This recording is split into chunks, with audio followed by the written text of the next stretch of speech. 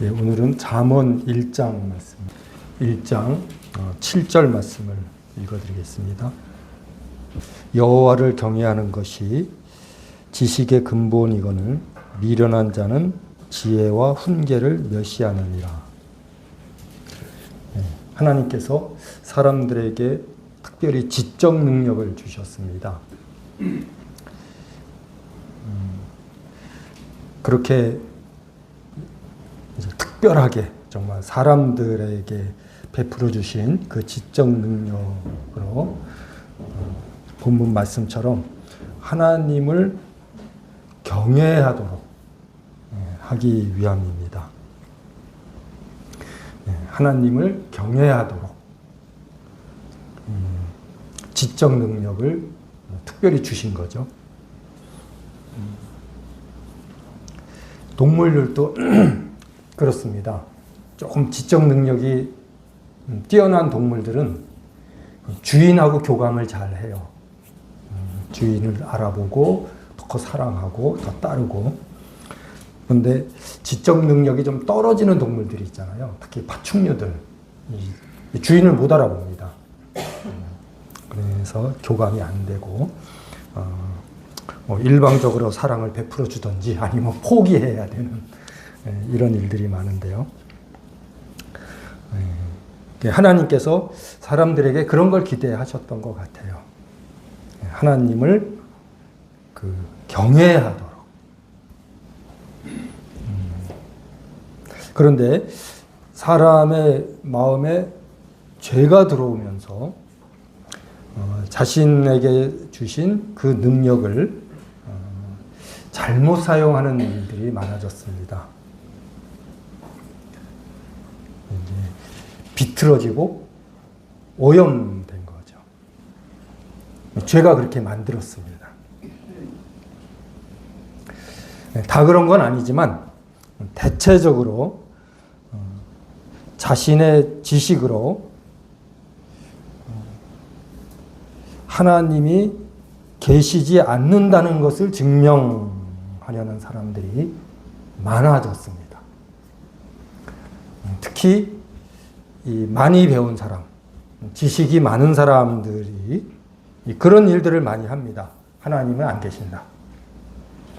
그런 것을 증명하려는 시도를 많이 하는. 그러니까 하나님을 경외하도록 지식을 주셨는데 이게 이제 잘못되다 보니까, 비틀어지다 보니까 그 지식으로 하나님은 존재하지 않아. 이 세상은 우연히 만들어진 거야. 라고 이렇게 증명하려고 하거나 설득하려는 이런 모습들이 참 많습니다.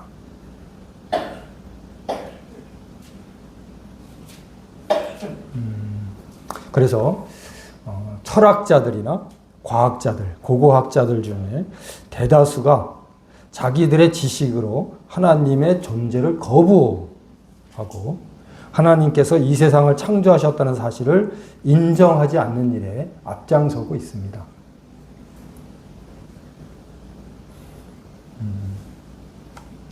참 안타까운 일이죠.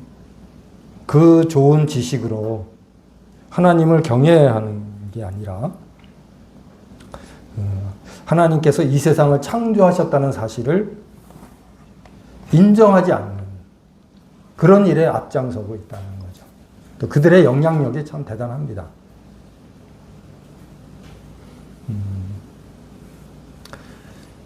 사람들이 어느 면에서는 정말 탁월한 능력을 보이고 정말 대단한 일들을 하고 있는 것이 사실입니다. 야, 사람은 정말 위대해. 이런 것들을 만들다니.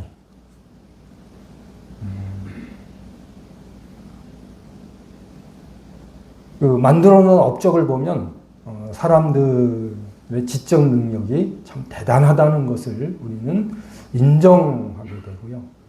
때로는 감탄하기도 합니다. 정말 사람이 이런 걸 만들었다고?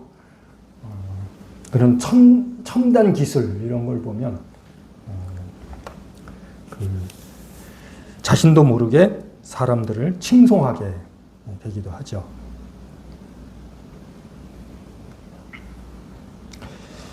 그런 것이 사실이지만 또 다른 면인 영적인 부분에서는 정말 무식하고 어리석은 일을 당연하게 하고 있습니다. 어떤 면에서는 정말 대단해요. 상상을 초월하는 그런 일들을 하지만 또 다른 면에서 특히 영적인 면에서는 정말 무식하다. 그리고 어리석다.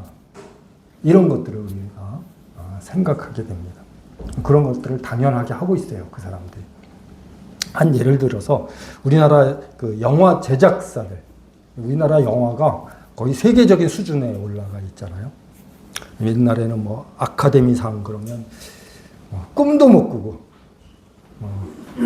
거기에 우리가 그 자리에 설 수 있다는 것은 상상이 안 됐었는데 요즘 꽤 많이 그런 자리에 섭니다. 상도 막 받고요. 뭐 감독상, 제작상, 연출상, 또 뭐 주연 배우, 조연 배우 막 상을 타갖고 옵니다. 네. 그런 그 영화 제작자들, 감독과 주연 배우들이 그 첨단 장비들을 사용해서 세계적인 명작을 완성합니다. 이 하얼빈이라는 영화가 얼마 전에 개봉했었잖아요. 그 찍은 카메라가 세계에서 몇 대 안 된대요. 우리나라가 그걸 가지고 찍었습니다. 그렇게 명작을 만들어 놓고 그러고 나서 죽은 돼지 머리를 놓고 고사를 지낸다고 합니다. 다 한대요.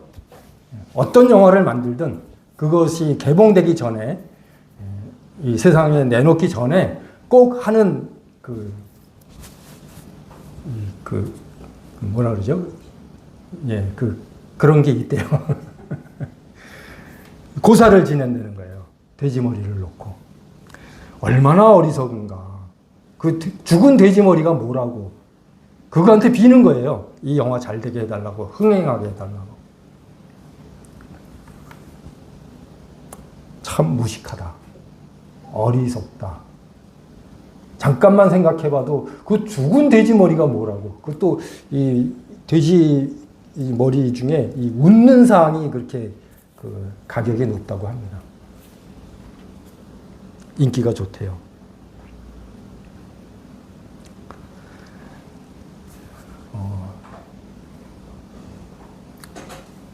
그러니까 하나님을 경외하라고 주신 지식을 잘못 사용하니까 이렇게 말도 안 되는 행동들을 하고 있는 겁니다.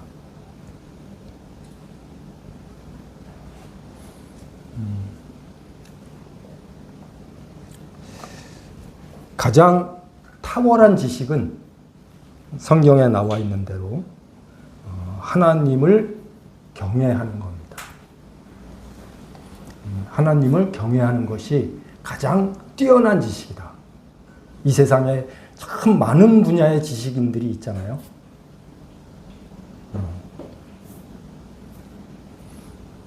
정말 훌륭한 사람들도 많이 있습니다. 그럴지라도 가장 뛰어난 지식이 뭐냐? 가장 탁월한 지식은 어떤 거냐? 하나님을 경외하는 거다. 성경에 그렇게 기록되어 있고요. 이게 사실입니다. 하나님을 떠나서 공부를 많이 한 학자들보다 그런 학자들이 참 많이 있잖아요. 여러 분야에서 뭐 정치학, 뭐 교육학, 뭐 물리학, 뭐 여러 분야에서 뛰어난 학자들이 있습니다. 그런데 그런 학자들보다 하나님을 믿고 그분을 경외하는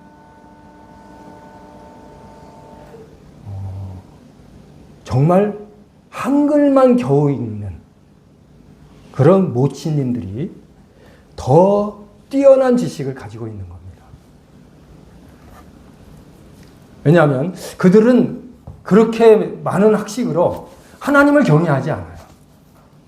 오히려 자신을 칭송하고 자신이 이렇게 이루어 놓은 그런 학식을 자랑합니다. 하나님과 상관없는 삶을 살아요. 그렇지만 별로 교육을 많이 받지 못한 모치님들이 또는 성도님들이 그분들이 하나님을 경외한다면 이 세상에 어떤 학식보다 더 탁월하고 뛰어난 학식을 가지고 있다는 겁니다. 자부심을 가지셔도 좋아요.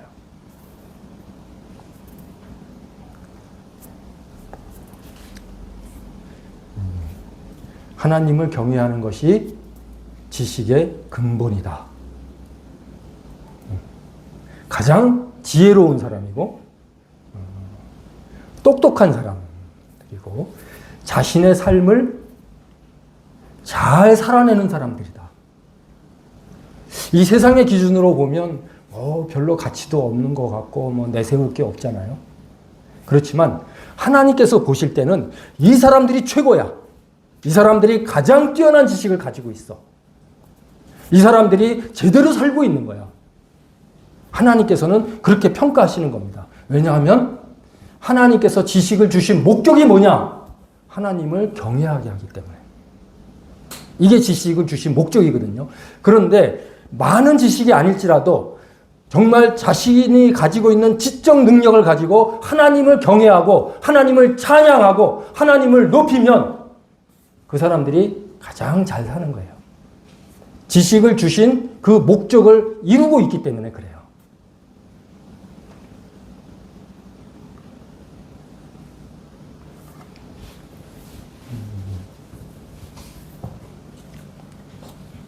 그래서 우리가 정말 한번 태어난 인생 잘 살고 싶잖아요. 후회 없는 삶을 살고 싶잖아요. 그럼 어떻게 하면 되느냐? 더 많이 하나님을 경외하고 더 많이 하나님을 사랑하고 더 많이 하나님을 자랑하는 이런 것이 우리 인생을 정말 제대로 사는 삶이다. 이런 것을 우리가 생각할 수 있습니다.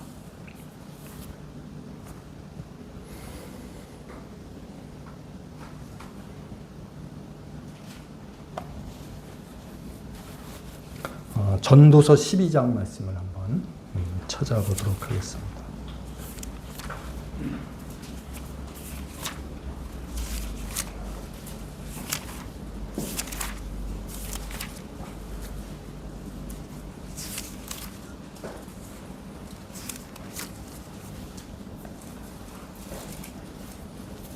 (1절을) 제가 읽어드리겠습니다. 전도서 12장 1절입니다. 너는 청년의 때에 너의 창조주를 기억하라. 곧 곤고한 날이 이르기 전에 나는 아무 낙이 없다고 할 해들이 가깝기 전에. 너는 청년의 때에 너의 창조주를 기억하라. 창조주를 기억하라. 창조주가 누구냐?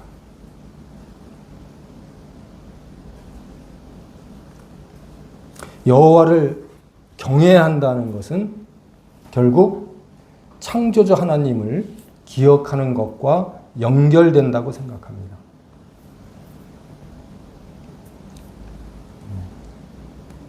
우리가 살고 있는 이 세상은 하나님이 이 세상을 창조하셨다는 것을 인정하지 않습니다. 인정하지 않아요. 하나님이 이 세상을 창조하셨다는 것을 거부하는 겁니다. 문화, 예술, 교육 전반 분야에서 성경에서 말하는 하나님이 우리를 만드셨고 우리는 그분의 통제 아래 살고 있다는 것을 받아들이지 않습니다.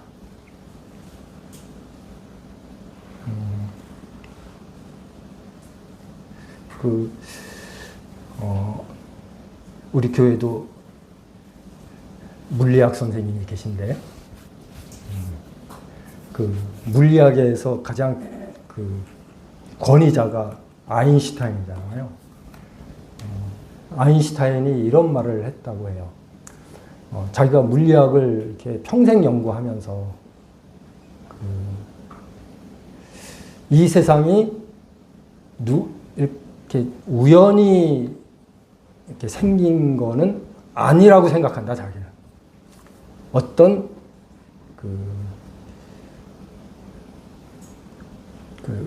뛰어난 지적 능력자, 창조자에 의해서 이 세상이 만들어졌다고 자기는 믿고 있다. 조물주가 있다는 거죠. 그 물리학자가 그렇게 얘기를 했습니다. 조물주가 분명히 있다. 그런데 자기가 생각하기에 그 조물주는, 그 창조자는 성경에서 말하는, 그러니까 잘하면 복을 주고 잘못하면 벌을 주는 그런 하나님이라고 믿지 않는다. 누군가가 분명히 이 세상을 만든 건 확실한데 그 만든 분이 성경에서 말하는 하나님이라고 자기는 믿지는 않는다. 따로 알고 있는 거예요.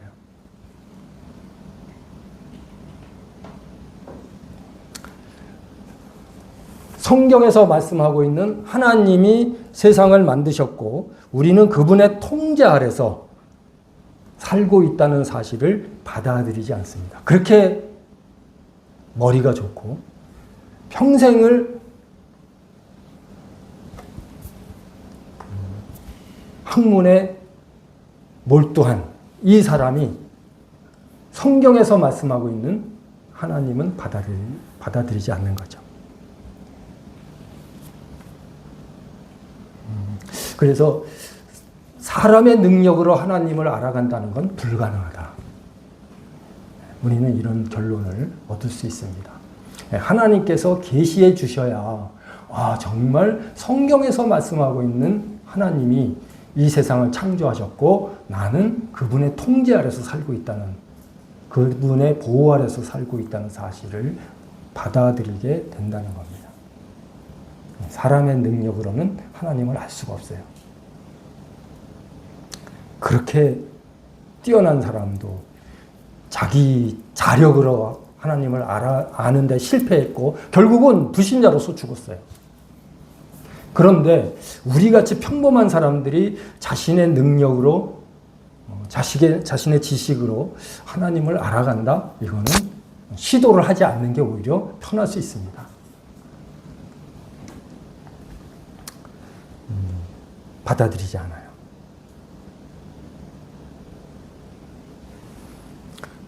학생들이 배우는 교과서에 화정교회 선생님이 3분이나 계셔서 복인가요?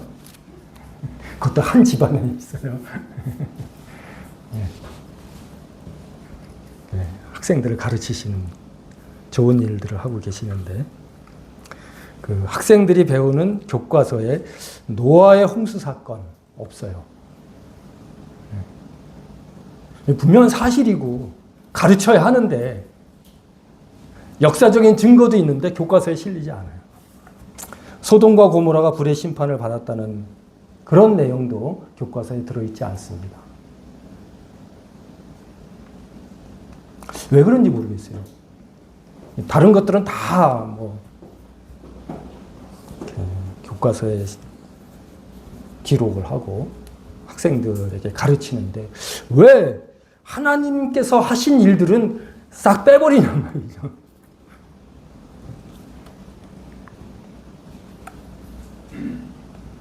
그런 세상에 우리가 살고 있기 때문에 믿는 성도님들도 창조주 하나님을 기억하지 않으면 자연스럽게 하나님이 배제된 역사 속에서 살고 있어요. 그렇게 된다는 거죠. 우리도 살아가면서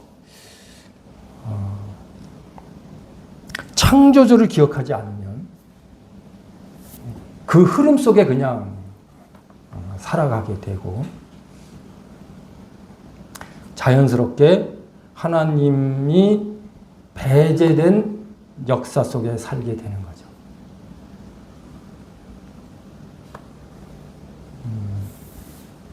이 세상에는 두 가지 역사가 있습니다. 학교에서 가르치는 역사가 있고요. 하나님께서 기록하신 역사가 있어요. 뭐 비슷하게 가는 경우도 꽤 많이 있습니다. 그런데 완전히 대비되는 것은 세상이 기록한 역사는 하나님 빠져 있어요. 하나님을 빼버린 역사입니다. 그런데 하나님께서 기록하신 역사가 있어요. 성경이죠. 이 하나님께서 기록하신 역사는 하나님께서 무엇을 하셨느냐, 이것을 강조하고 있습니다. 이게 근본적인 차이예요.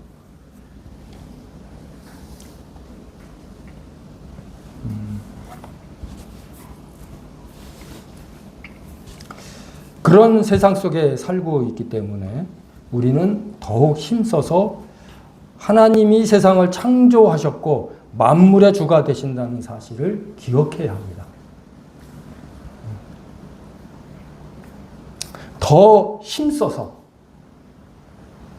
더 많이 노력해서 하나님이 이 세상을 창조하셨다, 창조주를 기억하는 이런 일에 힘써야 한다는 것입니다.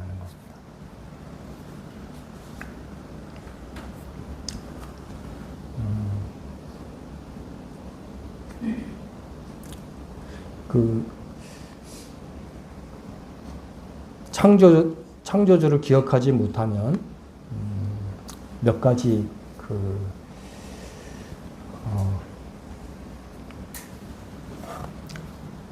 잘못된 길을 걷게 되는데, 첫 번째가 창조주를 기억하지 못하면 사람들은 미래에 대한 준비를 하지 않습니다. 많은 사람들이 이 세상이 전부인 것처럼 살아갑니다.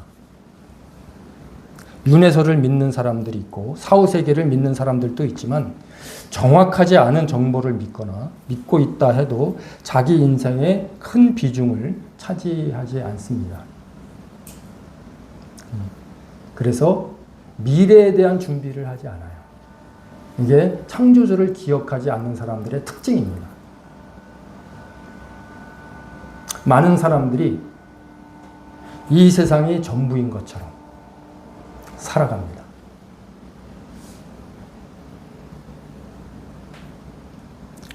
죽으면 끝이라고 생각하기 때문에 여기에서, 이 땅에서 모든 것을 이루려고 합니다. 창조주를 기억하지 않으면 그런 현상이 나타나요. 미래에 대한 준비를 하지 않아요. 이 땅이 다다. 이 세상이 전부이다. 대부분 그렇게 살잖아요. 우리 주변 사람들을 보세요. 나와 직장이나 학교나 생활 공간 속에서 부딪히는 사람들의 모습을 보세요. 미래에 대한 준비를 하나요? 하지 않습니다. 그리스도인들도 참 많이 그렇게 살아가시는 것 같아요. 그래서 예수님께서 참 답답하셔서 어떤 불의한 청지기의 비유를 드시잖아요. 불의한 청지기는 정말 불의한 사람이기 때문에 주인의 재산을 막 낭비하고 허비하고 있었습니다. 정리해라. 너 이제 해고다. 잘렸다. 이렇게 선언을 하셨거든요. 그러니까 그때부터 이 사람은 뭘 하죠? 막 사람들을 찾아다니면서 야, 너 100데나리온 빚졌냐? 50이라고 써. 너도 막 감해줄게. 이 사람이 왜 이랬죠? 잘리고 난 다음에 그 다음에 어떻게 살지를 계획하고 있는 겁니다. 그 주인이 알았어요. 그런데도 칭찬을 합니다. 왜 칭찬하죠? 분명히 더 나쁜 짓을 했는데 왜 칭찬하죠? 이 사람은 미래를 준비할 줄 아는 사람이었다. 너희들은 하나님을 믿고 예수 그리스도를 따른다고 하면서도 미래를 준비하지 않는다. 미래에 대한 계획이 없다. 이걸 책망하시고 꾸짖으시는 겁니다. 우리가 그럴 수도 있어요. 우리가 하나님을 믿고 예수 그리스도를 따르고 주님을 찬송하면서도 마치 죽으면 끝인 것처럼. 그래서 이 생에 대한 집착이 훨씬 더 강한 겁니다. 죽기 싫은 거예요. 아프기 싫은 거예요. 늙기 싫은 거예요. 이게 우리의 현실일 수도 있습니다. 여기에서 모든 것을 이루려고 합니다. 여기에서 성공하고 싶고, 여기에서 인정받고 싶고, 여기에서 잘 살고 싶은 겁니다.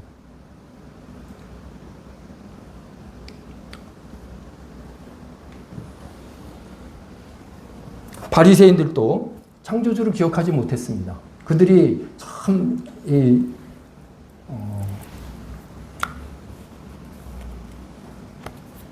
정통신앙인이라고 자부하고 있었잖아요. 우리가 하나님을 가장 잘 섬기고 있어. 그렇게 생각하고 있으면서도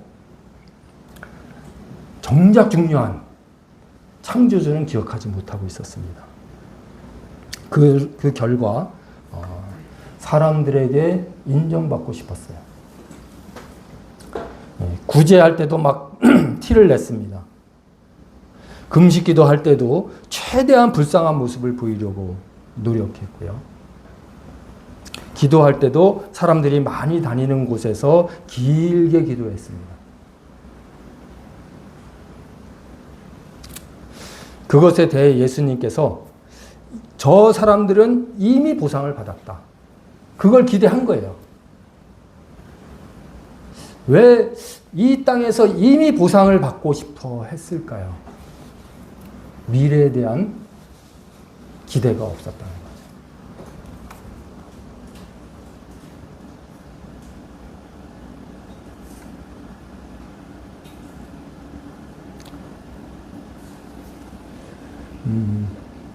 죽음 이후에 이제 우리는 곧 떠나잖아요.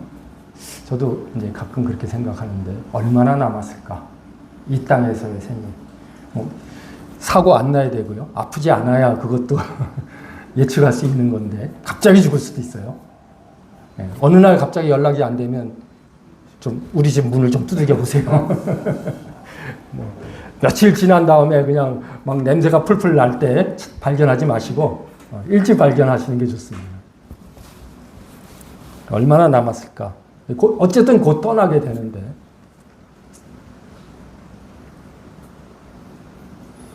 그 이후의 생애가 훨씬 더 중요하잖아요. 영원. 그게 훨씬 중요합니다. 죽음 이후에 하나님께로부터 받는 칭찬이나 책망. 이걸 생각하면서 살아야 하는데 그렇지 않습니다. 창조주를 기억하지 않기 때문에 그래요. 우리 고린도전서 15장 말씀 한번 찾아보도록 하겠습니다.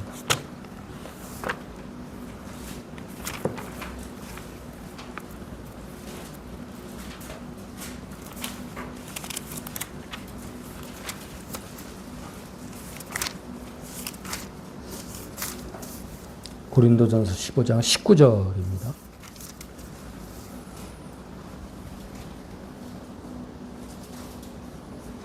제가 읽어드리겠습니다. 만일 그리스도 안에서 우리가 바라는 것이 다만 이생의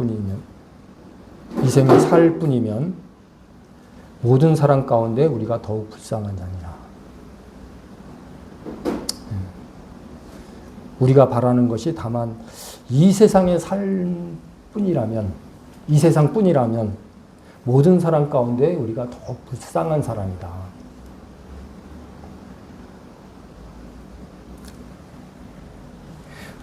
사도 바울이 이렇게 말한 것은 장차 나타날 새 세상, 장차 나타날 새 세상에 자신의 전부를 걸었기 때문에, 다시 말하면 올인했기 때문에 그 세상에 자기는 전부를 걸었다.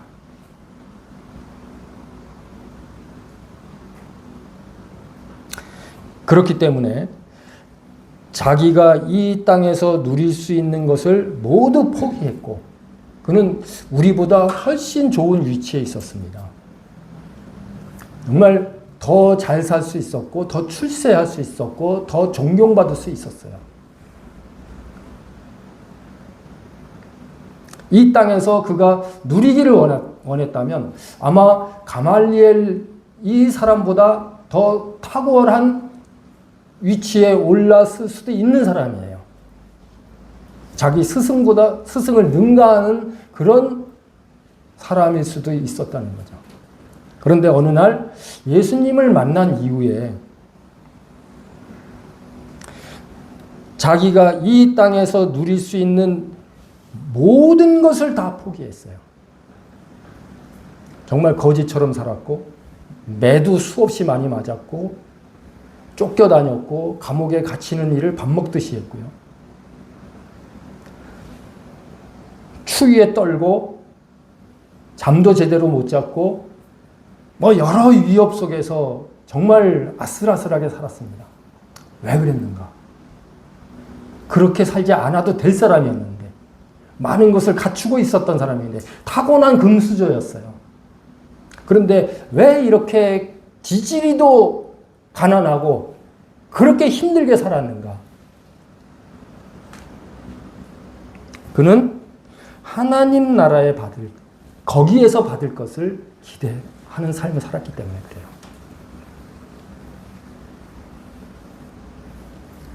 거기에 올인했는데 그 세상이 없다면 그는 모든 사람 가운데 더욱 불쌍한 사람이 될 수밖에 없는 거죠. 근데 이 바울은 반대로 얘기한 겁니다. 당연히 그 세상이 있기 때문에, 그 나라가 분명히 있기 때문에 어떤 사람보다 자기는 행복하다. 이걸 말하고 싶었던 겁니다. 자기는 다음 생, 다른 세계, 더 좋은 나라, 이런 것이 있다는 것을 확신하기 때문에 지금 먹지 못하고 제대로 못 자고 추위에 떨고 더위 때문에 헐떡거리고 많은 고생을 한다 할지라도 자기는 행복한 사람이야. 이걸 말하고 싶은 겁니다. 그 누구보다 행복하다. 왜냐하면 거기에서는, 그 나라에 가서는, 영원한 나라에서는 그 누구보다도 찬란하게 빛날 것이기 때문에. 그렇게 말하고 있잖아요. 해와 같이 빛나는 사람도 있고, 달과 같이 빛나는 사람도 있고, 별같이 빛나는 사람이 있는데 자긴 태양이다. 아닌가요? 예수님이 태양이고 태양에 가장 가까운 그런 확신이 있기 때문에 이 현실이 어떻든 이 현실 너머의 세계가 있기 때문에 자기는 행복한 사람이다. 이렇게 자부할 사람들이 몇 있나요?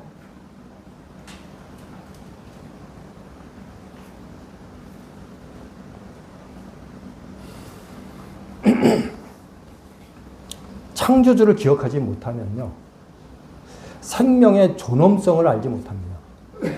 한 생명이 얼마나 존귀한 자인지. 진화론자들이 말하는 것처럼 어쩌다 보니 무생물에서 유생물이 되고 하등동물에서 고등동물로 진화했다라고 믿는다면, 그들이 믿는 것처럼 그 시각으로 보면 사람을 대할 때도요, 잘 진화된 동물 정도로 생각하기 때문에 이해관계에 따라서 자기 마음대로 확대할 수 있어요. 넌 동물이야. 정말 꽤 유명한 이 교수님이 자기 스스로 동물이라고 얘기하더라고요. 나 같은 동물도 뭐 이러면서 유튜브에 나와서 이렇게 막 강연하는 거 보면 사람들을 동물이래요. 진화된 동물이라고 얘기를 해요. 그렇게 인식을 하기 때문에 학대하거나 이용하고 때로는 죽이면서도 아무런 양심의 가책이 없는 거예요. 뭐 그냥 동물 한 마리 죽였다. 사람을 죽이면서도 그러는 거예요. 그래서 누구죠? 연쇄살인마들, 이런 사람들도 생겨나고.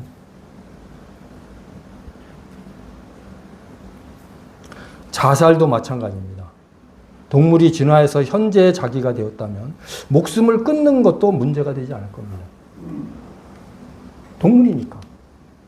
진화된 짐승이니까.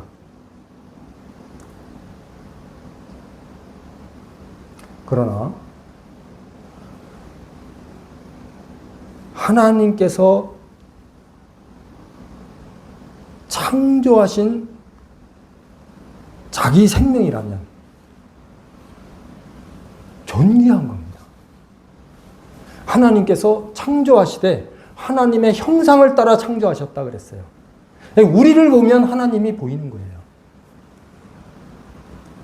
이렇게 존귀한 자로, 교제의 대상으로, 사랑을 나눌 자로 창조하셨습니다. 얼마나 존귀한가요?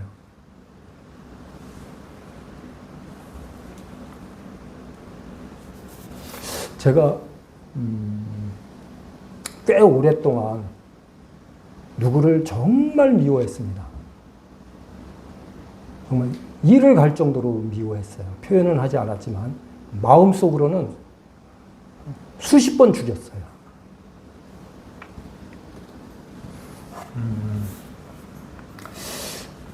그렇게 저는 이 마음이 변하지 않을 거라고 생각을 했어요.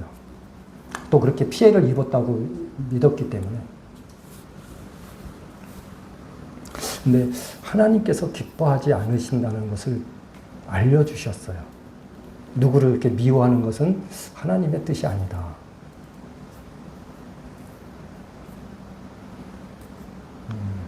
그러면서 최근에 마음이 풀어지게 하셨어요.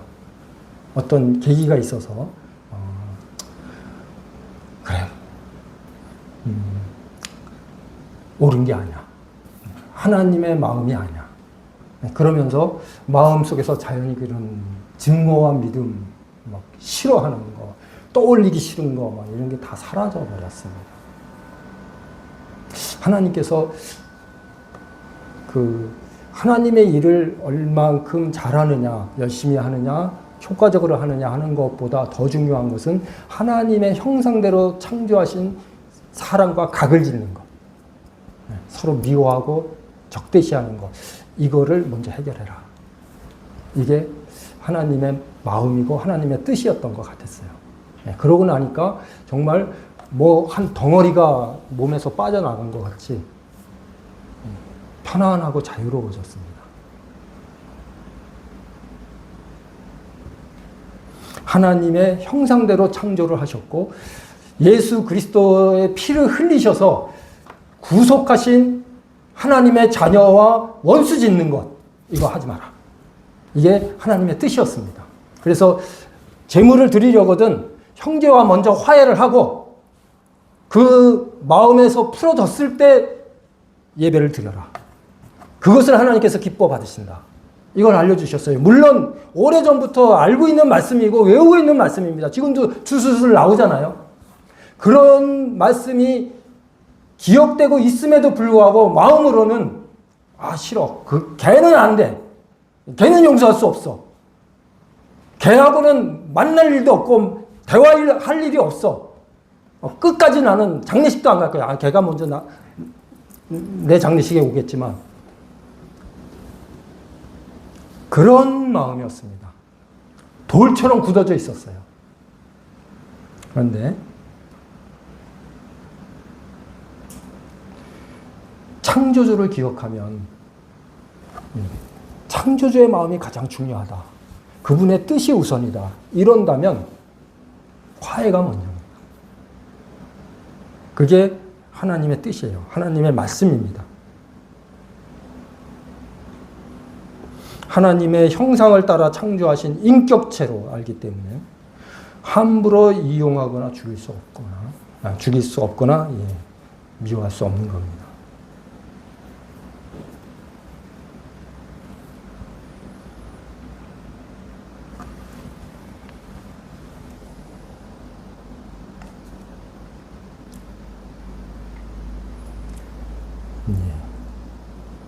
참 우리가 일반적으로 알고 있는 그런 내용이잖아요. 근데 나의 현실과는 정말 달랐습니다. 말씀은 그렇게 알고 있고 또 누구와 교제할 때 그런 얘기를 하게 되죠. 그런데 나의 현실에서는 또 다른 방향으로 가고 있는 겁니다. 그렇게 그 요한일서 보면 미움이 어둠이라고 말씀하고 있거든요. 그런 어두움을 마음 가운데 품고 있으면서 예배는 잘 드려요. 매주 빠지지 않고 꼬박꼬박 예배를 드립니다. 그러면서도 어두움은 그대로 간직하고 있는 거예요. 그 모습을 하나님께서 지켜보고 계시거든요. 야, 너 뭐가 우선인지 내가 가르치지 않았냐? 그 어두움을 먼저 제거해야 올바른 예배가 되지 않겠니? 이렇게 말씀하시는 겁니다. 근데 아니에요, 하나님. 이거는 내가 내보낼 수 없습니다. 이거는 정말 떨쳐낼 수 없습니다. 그러면서 예배는 드려요. 그거 잘못된 예배야. 먼저 형제와 화해해. 그리고 예배를 드려. 성경에 그렇게 기록해 있잖아. 예수님께서 친히 말씀하셨잖아. 이런 것을 우리에게 가르치고 있는 겁니다.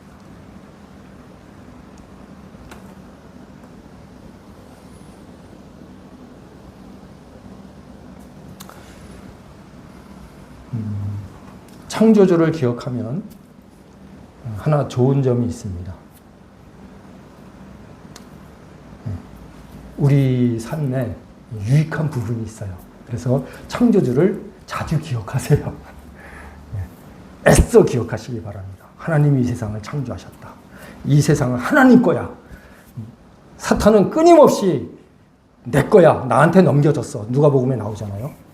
나에게 넘겨준 것이므로 내가 누구를 부자로 만들든 내가 할 수 있는 일이야. 이렇게 하는데 아닙니다. 하나님 거예요. 하나님의 주권 아래 살고 있고 때가 되면 하나님께서 끝내실 겁니다. 사탄이 끝내는 게 아니에요. 하나님께서 끝내세요. 그래서 창조주를 기억하면 내 삶이 윤택해집니다. 내가 비록 가난하고 많이 배우지 못했고 내가 끼칠 수 있는 영향력이 많지 않다 할지라도 내가 창조주를 기억하면 나는 이 세상에서 가장 지혜로운 사람이고 또 후회 없는 그런 삶을 사는 사람이다라는 것을 알게 되는 겁니다. 재물이 많고 권력이 막 꽤 있고 그렇게 오래 살았습니다. 죽을 때가 됐어요. 뭐가 남나요? 아쉬움과 후회와 한숨만 남는 겁니다. 난 인생을 헛살았어. 그게 전부인 줄 알았는데 아무것도 아니더라고요. 권력의 무상함. 우리 현실 속에서 보고 있잖아요. 권력이 참 무상하다. 우리나라 대통령들은 왜 끝나면 감옥 가고 죽고 막 그래요. 3D 업종이래요. 세상 사람들이 그렇게 본대요. 대한민국 대통령은 3D 업종이다. 근데도 그렇게 대통령이 되려고 애를 쓰는지. 허무하. 다 그렇게 얘기를 해요. 인생 허무하고 헛살았고 무상하다. 성도님들은 그러시면 안 될 거 아니에요? 성도님들이 돌아가시면서 나 인생 헛살았어. 뭘 위해 살았는지 잘 모르겠어. 그러시면 안 되죠. 그러지 말라고 구원해 주셨는데 그럼 어떻게 살아야 하느냐? 창조주를 기억하는 거죠. 창조주 안에서 살아가는 겁니다. 그러면 헛살 인생이 아니에요. 정말 사도 바울이 말한 것처럼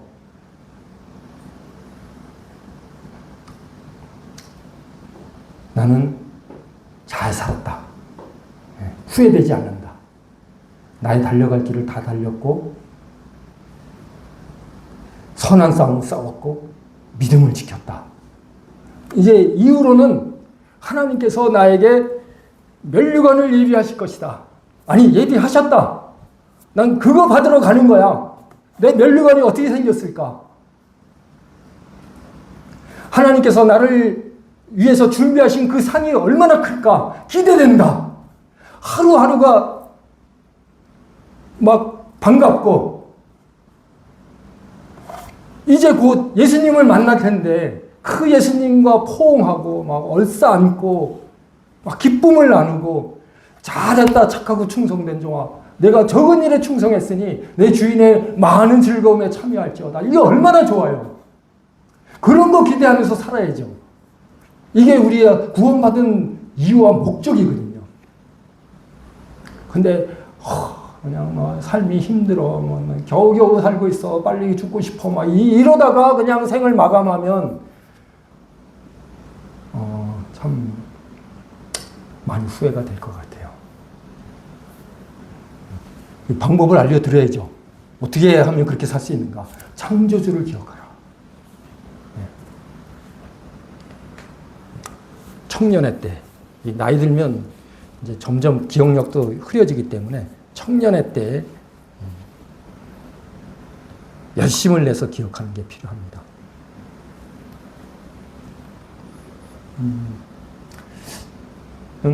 말씀을 꽤 많이 외우고 있어요. 근데 다 청년의 때에 외우는 말씀이에요. 그 내비게이터에서 요만한 그 암송 카드가 있었습니다. 64구절 뭐 이렇게 해가지고 여러 시리즈로 나왔는데, 차를 탈 때나 뭐 걸을 때나 뭐 이렇게 멍하니 시간 보낼 때 그거 들고 다니면서 외웠어요. 그때 외웠던 말씀들이 지금 기억되고 있는 겁니다. 지금은 외우려고 해도 안 외워지죠. 아예 포기했어요. 누구든지 그리스도 안에 있으면 새로운 피조물이라. 이전 것은 지나갔으니 보라 새 것이 되었다. 고린도후서 5장 17절. 그때 외운 말씀이에요. 내가 그리스도와 함께 십자가에 못 박혔나니 그런즉 이제 내가 산 것이 아니요 내 안에 그리스도께서 사신 것이라. 이제 내가 육체 가운데 사는 것은 나를 사랑하사 나를 위하여 자기 몸을 버리신 그리스도를 믿는 믿음 안에서 사는 것이다. 갈라디아서 2장 20절. 다 그때 외운 말씀입니다. 뭐 요한복음은 뭐 말할 것도 없고 참 좋은 말씀들을 그렇게 외웠어요. 이게 창조주를 기억하는 겁니다. 하나님 기억합니다. 하나님을 사모합니다. 하나님을 기억할게요. 하나님을 잊지 않을게요. 이거는 다 거짓말이고요. 말씀을 외우시는 겁니다. 말씀을 기억하는 겁니다. 그러면 그게 내 삶에 유익을 줘요.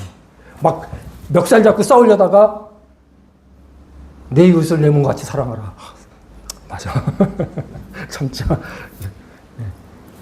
이웃을 내 몸같이 사랑하라고 하셨는데 내가 그 사람을 멱살 잡고 싸워? 말씀을 어기는 거야. 창조주를 기억하는 게 아니야. 내 삶을 변화시킵니다.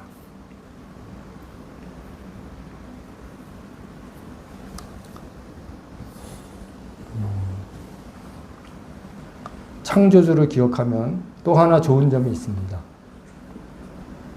사람들은요, 아마 누구나 다 느끼는 일일 것 같은데, 때로, 항상 그렇지는 않고, 때로, 아무도 자기를 사랑하지 않는다는 생각이 들 때가 있습니다. 아무도 나를 사랑하지 않는다. 내 친구가 없다. 그리스도인이 되고 나서 더 친구가 없는 것 같아요. 그게 좀 이상한 일이죠. 그 세상에 있을 땐 그 나름대로 뭐 술 친구도 있고, 뭐 수다 친구도 있고, 뭐 여행 친구도 있고, 뭐 여러 종류의 뭐 무슨 동호회 친구도 있고 있는데 그리스도인이 되고 나서 오히려 이 관계가 더 좁아지는 것 같아요. 이런 사람은 안 되고, 이런 사람은 거부해야 되고, 이런 사람은 경계해야 되고, 막 이러다 보니까 또 그리스도 안에서도 뭐 그렇게 뭐 살갑게 친교를 나누는 것도 아니고 그러니까 고독해요. 그리스도인들이 고독해질 수 있습니다. 절대적인 고독감에 빠지는 겁니다. 내 주변에는 아무도 없다. 내 가족도 내 친구가 아니다. 절대 고독감에 빠집니다. 오로지 이 세상에 나 하나다. 마치 무인도에 혼자 던져진 것처럼 정말 혼자 다 해결해야 하고 혼자 다 결정해야 되고 혼자 다 책임져야 되는 것 같은 그런 생각에 사로잡힐 때가 있는 거예요. 누구나 다 그런 것을 경험하셨을 겁니다. 내 주변에 아무도 없어. 나를 진짜 이해해 줄 사람은 정말 없는 것 같아. 나는 혼자야.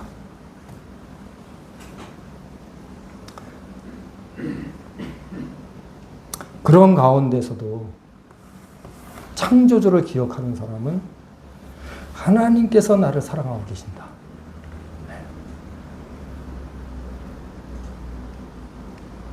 아무도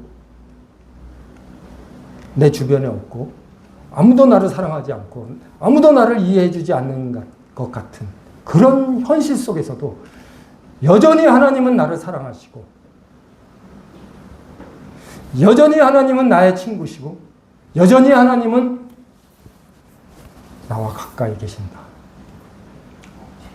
이럴 때 우리는 용기를 얻고 힘을 내게 됩니다. 맞아. 하나님은 여전히 나를 사랑하셔. 하나님은 지금도 내 아버지야. 이 세상 아버지도 자식을 위해서는 뭐든 하잖아요. 정말 뭐든 하는 것 같아요. 심지어 아기가 아프면 내가 대신 아팠으면 내가 대신 아프고 이 아이가 건강해지면 난 기꺼이 그거 선택하겠다. 이게 부모님 외에는 이럴 사람이 없어요. 세상 부모도 그런데 하늘에 계신 우리 아버지 가장 좋은 것을 자녀에게 주고 싶어 하시고 자녀가 정말 잘 되기를 기뻐하시는 이 하나님 아버지의 마음이거든요. 내가 뭐 어떤 구렁텅이에 빠지고 어떤 진흙탕에서 굴러다니고 뭐 정말 만신창이가 됐다 할지라도 너는 내 아들이야. 내가 너를 사랑해. 나는 너를 위해서 뭐든 할 수 있어. 이렇게 말씀하시는 분이 하나님이시거든요.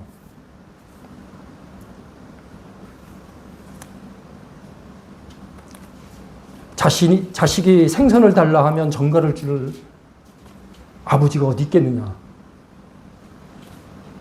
자식이 떡을 달라 그러면 돌을 줄 아버지가 어디 있느냐.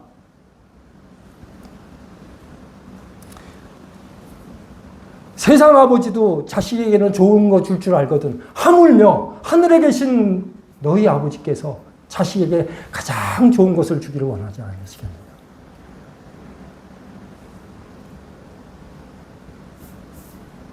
이런 하나님이 나에게 계신다.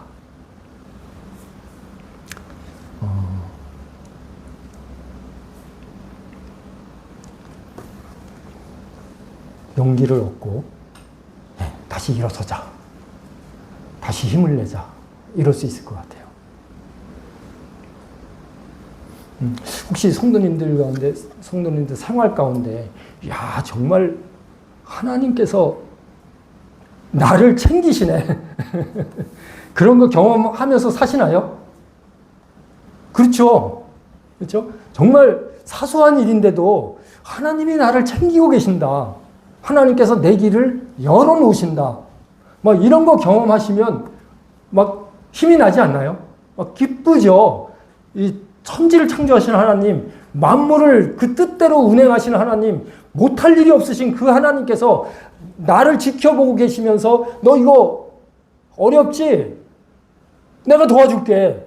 막 이런 것들을 막 친히 보이실 때, 그런 것들을 막 증명해 내실 때, 막 좋지 않나요? 세상 친구들이나 뭐 이웃들, 뭐 회사 동료, 뭐 이런 사람들은 그 속에 뭔가를 감추고 있을 수 있어요. 진정한 사랑이 아닐 수 있어요. 진정한 친절이 아닐 수 있어요. 그런데 하나님은 그런 게 없단 말이죠. 정말 순수한 사랑으로 내가 너를 돕고 있다. 내가 너를 지키고 있다. 두려워하지 마라. 나는 너의 하나님이다. 너 버러지 야곱아. 나는 너의 창조주고 나는 너의 하나님이야. 나는 너의 아버지야.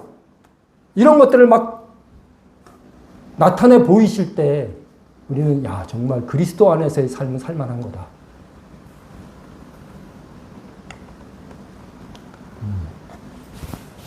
이런 것을 우리는 경험하면서 살아갈 수 있습니다. 다시 본문으로 가서 잠언 1장 10절 말씀을 읽어보겠습니다. 잠언 말씀 10장입니다.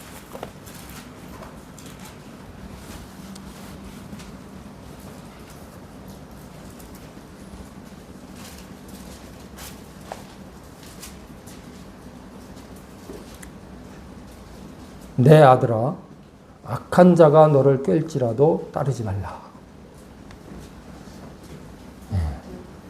1장 10절이에요. 내 아들아, 아들이라고 하시잖아요. 악한 자가 너를 깰지라도 따르지 말라. 정말 사랑하시는 분의 권면입니다. 유혹이 있습니다. 우리의 삶에는 유혹이 있어요. 사람의 불행은 유혹에서부터 시작되었습니다. 에덴 동산에서 아담과 하와는 늘 하나님을 경외하면서 살았었거든요. 행복했어요. 즐거웠습니다. 모든 것이 다 평안했어요. 하나님을 경외했기 때문에. 창조주를 기억했고 그분을 만나서 대화를 나눈 것이 좋았습니다. 이게 에덴 동산에서의 아담과 하와의 삶이었어요. 하나님이 계시니까 너무 좋은 거예요. 걱정이 없는 거예요.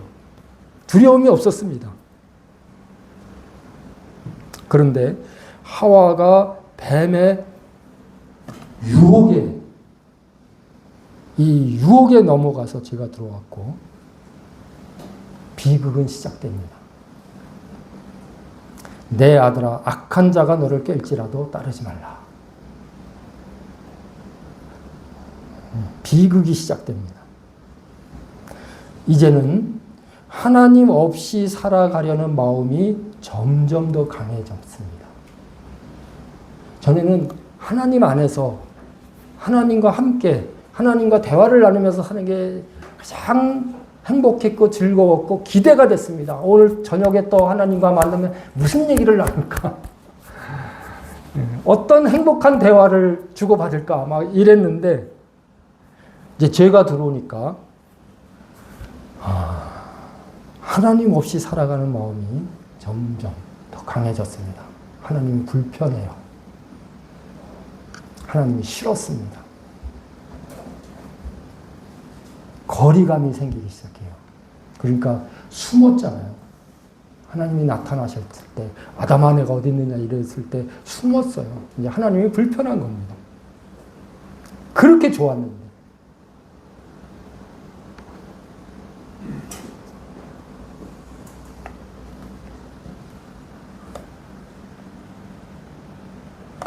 이 유혹이 인류를 끊임없이 자극했고요. 실제로 무너뜨렸습니다. 지금도 참 많은 사람들이 이 유혹에 무너집니다.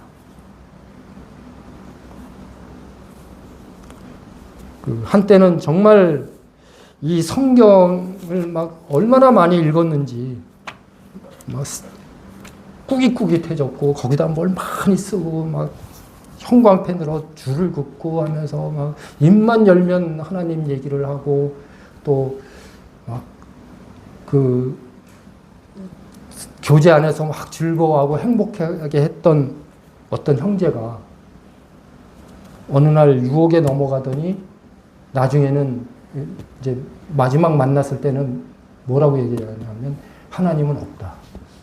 다 사람들이 만들어낸 얘기다. 이렇게 달라지더라고요. 그때 구원받았다고 막 기뻐하고 막 예배를 드리고 감사에 참여하고 막 성경 교제를 나누고 전도에 참여했던 막 노방전도 합시다. 전도지 들고 나갑시다 했던 그 형제는 어디로 갔는가? 뭐가 그렇게 만들었는가? 유혹이에요, 유혹. 죄를 짓고 싶은 유혹. 방탕하게 살고 싶은 유혹. 자기 마음대로 살고 싶은 유혹. 이 세상에서 좀 멋있게 살고 싶은 유혹. 이 유혹이 그를 삼켰어요. 나중에는 하나님 없어. 인간들이 다 만들었는 얘기야. 죽음이 두려우니까 종교를 만든 거야. 이런 얘기를 해요.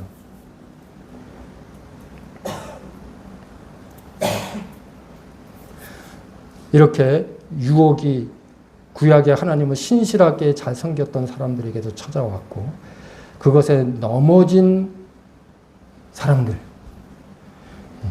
그 유혹에 무너진 사람들의 처절한 대가를 지불하는 그런 모습들이 많이 기록되어 있습니다. 아브라함에게도 유혹이 있었고 하갈을 통해 이스마엘을 낳았습니다. 그 이후에 아브라함의 생애 속에 이스마엘 때문에 집안의 갈등이 엄청나게 많았습니다. 지금도 그 뉴스를 도배하는 내용 중에 하나가 이스라엘과 하마스, 또 다른 어떤 그 테러 단체들이 있는데 그들과의 싸움이에요. 지금은 이란과 또 막 전쟁을 하잖아요. 미사일을 서로 쏘고 막 난리를 치는데 이게 이삭의 후손과 이스마엘의 후손의 싸움이거든요. 마지막 전쟁을 그들이 할 거예요. 아브라함이 한 번 넘어간 그 유혹의 대가가 이렇게 처절합니다.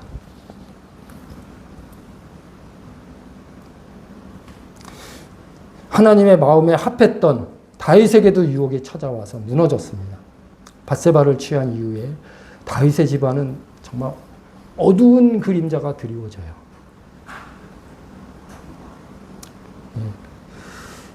바람잘 날이 없었고요. 아들끼리 죽이고 이제 아들이 아버지를 죽이겠다고 덤벼들어요. 이 유혹에 한번 넘어간 대가가 이렇습니다.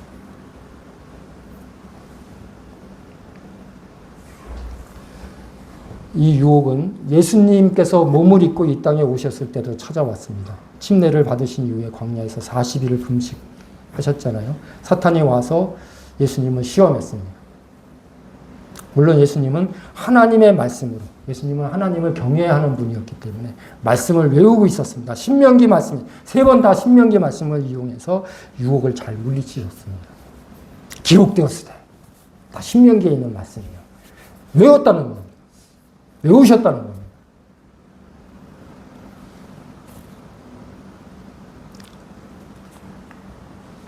일반적으로 사람이 누구를 유혹할 때는 자신이 얻는 유익이 있기 때문에 유혹을 합니다. 누구를 속이면 그 속인 것으로 재물을 얻기도 하고, 경제사범들이 꽤 많이 있잖아요. 재물을 얻기도 하고, 누군가를 모함하면 상대방을 몰아내고 자기가 그 자리를 차지하는 이익이 있기 때문에 그런 일들을 하거든요. 그래서 유혹을 합니다. 그런데 사탄의 유혹은 전혀 다릅니다. 사탄이 사람을 유혹해서 그 사람이 넘어가도 자신이 얻는 게 없어요. 재물을 차지하는 것도 아니고 지위를 빼앗는 것도 아닙니다. 사탄은 그런 목적으로 사람을 유혹하는 게 아니에요. 내가 저를 넘어뜨려서 제가 가지고 있는 재산을 뺏어야 되겠다. 그런 게 아니에요. 사탄은 재산 필요 없습니다. 또 저 사람을 밀어내서 그 자리를 내가 차지해야 되겠다. 사탄은 그럴 마음이 1도 없어요. 근데 왜 유혹하느냐? 그가 유혹하는 목적은 사람을 파멸하기 위함이에요. 자기가 얻는 게 없어요. 그런데도 유혹하는 이유는 무너뜨리기 위해서예요. 파멸시키기 위해서예요. 이게 더 무섭습니다. 만약에 누군가가 나에게 접근을 하는데 접근하는 목적이 나의 파멸을 위한 거라면 얼마나 두렵겠습니까? 뭐 뺏고자 하는 게 아니에요. 그냥 무너뜨리고 죽이고 싶은 거예요. 다른 이유가 없어요. 다른 목적이 없습니다. 그냥 죽이는 거예요. 그냥 무너뜨리고 망가뜨리는 거예요. 이게 사탄이 우리에게 접근하는 목적입니다.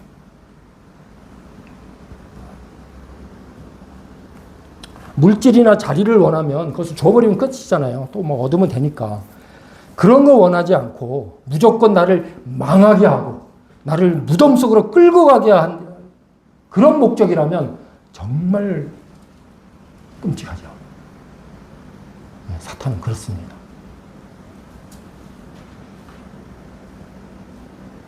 하나님의 사랑은 이와 반대입니다. 하나님께서 우리에게 다가오셔서 구원하시고 자녀 삼으신다 해도 이득을 보는 것이 하나도 없습니다. 오히려 더 속을 썩이고 말썽만 일으키는 경우가 많죠. 사람이 얼마나 속썩입니까? 얼마나 말을 안 들어요. 그런데도 사랑하세요.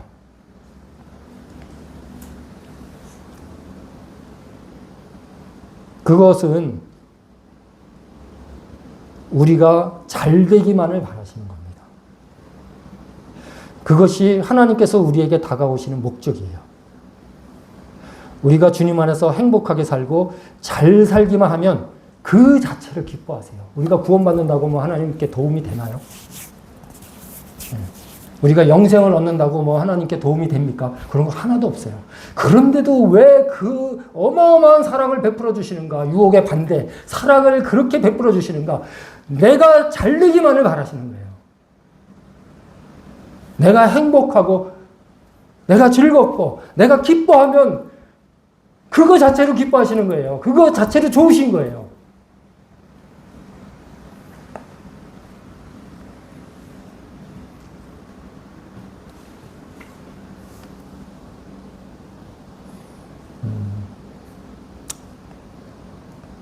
그런데 우리의 삶의 아이러니가 그렇게 잘 되기만을 바라시는 하나님의 음성은 잘 듣지 않고 망하기만을 바라는, 정말 무덤 속으로 끌고 가기를 원하는 그 사탄의 음성은 잘 들어요.